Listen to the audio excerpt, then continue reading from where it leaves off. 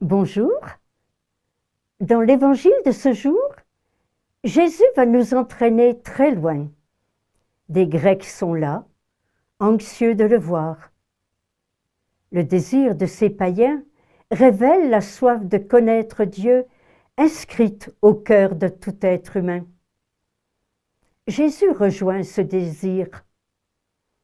Mais pour répondre aux attentes de tous les hommes de bonne volonté, il doit mourir. Et il l'annonce. Si le grain de blé tombé en terre ne meurt pas, il reste seul. Mais s'il meurt, il porte beaucoup de fruits. Cette image du grain de blé était familière au père de Foucault, dont nous voulons être les disciples. Cette image s'est exprimée pleinement dans sa vie, et il est mort seul, sans aucun disciple.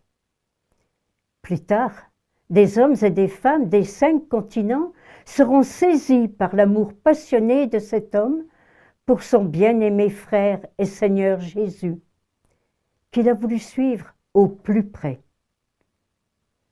L'amour sauveur de Dieu poursuit tout homme. Comme petite sœur de Jésus, nous avons à entrer dans ce travail de sauveur avec Jésus.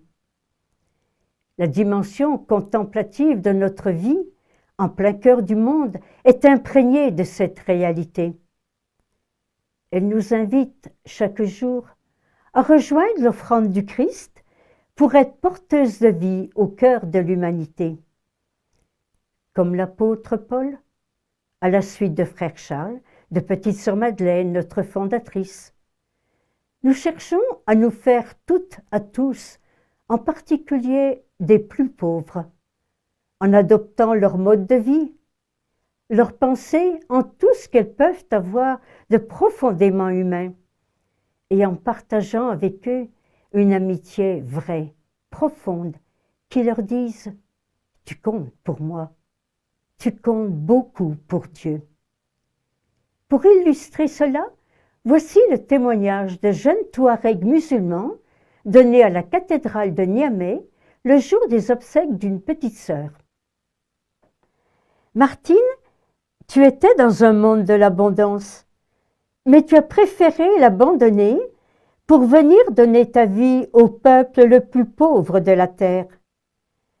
La vie pénible que tu as menée à Kerboubou, où tu cherchais de l'eau sur les ânes, tu tressais des nattes, tu élevais des chèvres, est pour nous un témoignage de l'estime que tu as pour notre communauté, pour notre région austère, pour notre pays, le Niger.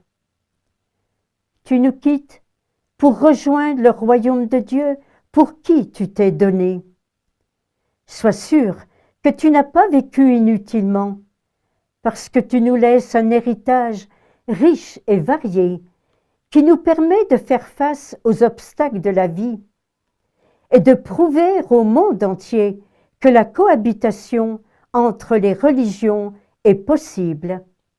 Ce partage de vie, nous le vivons aux 4 coins du monde, dans les favelas, au milieu de tribus isolées, au cœur de peuples marqués par la souffrance, au Pakistan par exemple.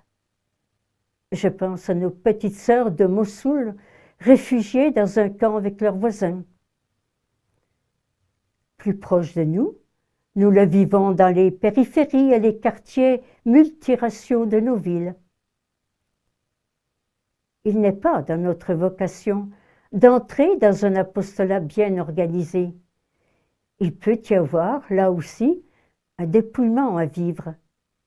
Mais dans la certitude qu'une vie livrée avec Jésus et à sa suite peut être comme une semence jetée en terre. Elle pourra un jour germer et porter du fruit.